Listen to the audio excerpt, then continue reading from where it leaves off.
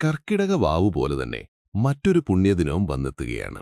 2026 ജനുവരി 18 മകര അമാവാസി. സാധാരണ അമാവാസികളിൽ നിന്ന് ഇതിനെ വ്യത്യസ്തമാക്കുന്നത് എന്താണെന്നറിയാമോ?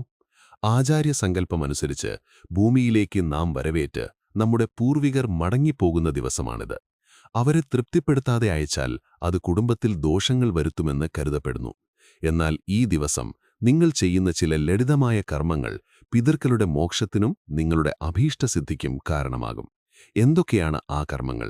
ഈ മകരവാവിൽ നിങ്ങൾ നിർബന്ധമായും ശ്രദ്ധിക്കേണ്ട കാര്യങ്ങൾ എന്തൊക്കെ? വിശദമായി അറിയാം.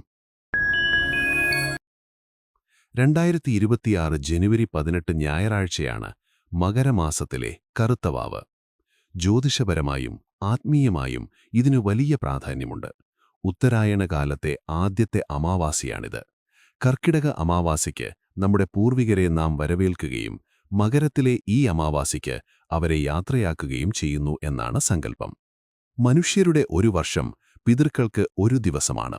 അതനുസരിച്ച് ദക്ഷിണായനം അവരുടെ രാത്രിയും ഉത്തരായനം പകലുമാണ്.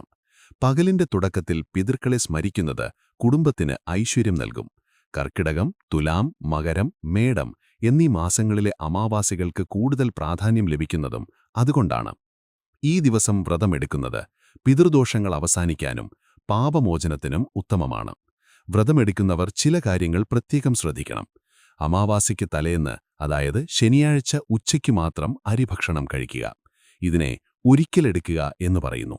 രാത്രിയിൽ ലഘുഭക്ഷണം മാത്രം. വ്രതദിവസം മത്സ്യമാംസാദികൾ, ലഹരി പദാർത്ഥങ്ങൾ എന്നിവ പൂർണ്ണമായും ഉപേക്ഷിക്കണം. പൂർണ്ണമായ ബ്രഹ്മചര്യം പാലിക്കണം. ശരീരശുദ്ധിയോടൊപ്പം തന്നെ പ്രധാനമാണ് മനഃശുദ്ധി. അനാവശ്യമായ തർക്കങ്ങൾ, ദേഷ്യം, പരദൂഷണം എന്നിവ ഈ ദിവസം ഒഴിവാക്കി പിതൃസ്മരണയിൽ കഴിയണം. അമാവാസി നാളിൽ കടൽത്തീരത്തോ പുഴയോരത്തോ ബലിതർപ്പണം നടത്തുന്നത് ശ്രേഷ്ഠമാണ്. ഈ ദിവസം പുണ്യനദികളിൽ മുങ്ങി ശ്രാദ്ധകർമ്മങ്ങൾ ചെയ്യുമ്പോൾ പിതൃക്കൾക്ക് പാപമുക്തി ലഭിക്കുമെന്നാണ് വിശ്വാസം. കേരളത്തിലെ പ്രധാന തീർത്ഥഘട്ടങ്ങളായ ആലപ്പുഴ തിരുവമ്പാടി ശ്രീകൃഷ്ണക്ഷേത്രം, വയനാട്ടിലെ തിരുനെല്ലി, മലപ്പുറത്തെ തിരുനാവായ, തിരുവനന്തപുരത്തെ തിരുവല്ലം, വർക്കല പാപനാശം, കൊല്ലത്തെ തിരുമുല്ലവാരം എന്നിവിടങ്ങളിൽ ദർശനം നടത്തുന്നതും ബലിതർപ്പണം ചെയ്യുന്നതും വിശേഷമാണ്.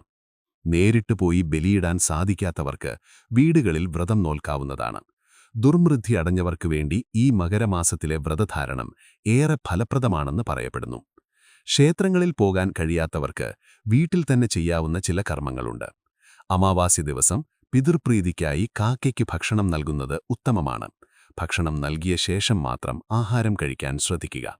സാധുക്കൾക്ക് അന്നദാനം നടത്തുന്നതാണ് ഈ ദിവസത്തെ ഏറ്റവും വലിയ പുണ്യം. വസ്ത്രമോ ഭക്ഷണമോ നൽകുന്നത് പിതൃക്കളുടെ അനുഗ്രഹം നേടിത്തരും. ഏതെങ്കിലും ക്ഷേത്രത്തിൽ പോയി ആലിനെ 7 തവണ പ്രദക്ഷിണം വയ്ക്കുന്നത് സർവേശ്വരാനുഗ്രഹത്തിന് കാരണമാകും.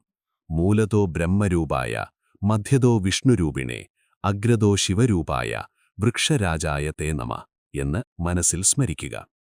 സന്ധ്യാസമയത്ത് തുളസിത്തറയിലും ഉമ്മറത്തും നെയ്വിളക്കോ എണ്ണവിളക്കോ തെളിയിച്ച് പൂർവികരെ സ്മരിക്കുക.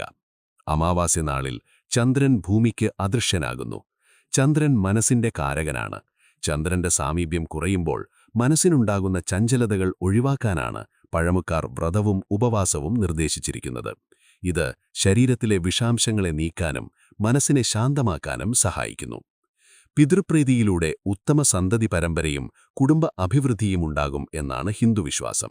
18 അമാവാസ്യ നാളുകളിൽ വ്രതമെടുക്കുന്നവർ ദുരിതങ്ങളിൽ നിന്ന് മോചിതരാകും എന്ന് വിശ്വസിക്കപ്പെടുന്നു.